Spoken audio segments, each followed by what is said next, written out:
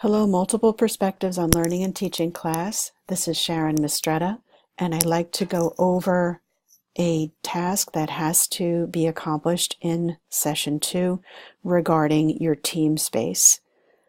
When I click on session 2, and this is a student preview, so you're going to see what you see on the screen in Blackboard.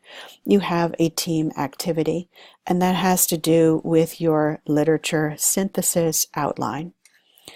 So the instructions are that once you go to your team space, the first person in creates a thread called Literature Synthesis Outline, to which everyone else uploads their outline and provides feedback to their team members.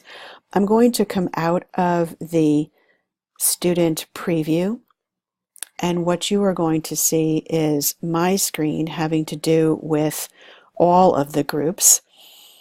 But when you go to your team small groups, it's going to populate that screen with the team that you belong to, that I've assigned you to.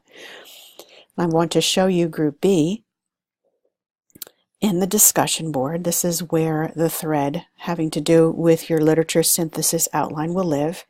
And what I wanted to show you in Group B is that Tanisha already had created a thread called Hello, and she and Teresa are already dialoguing within this discussion space.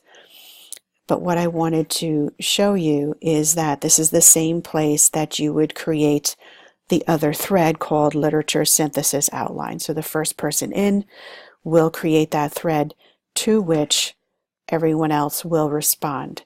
So this discussion having to do with your team and your literature synthesis outline does not live in this discussion board. That is for everyone. This has to do for session 2 with your responses to the cognitive perspectives discussion. Your discussion having to do with your literature synthesis outline is going to occur in your group space, in your group discussion board. So, as always, if you have any questions or concerns, please reach out and I will assist you. Thanks.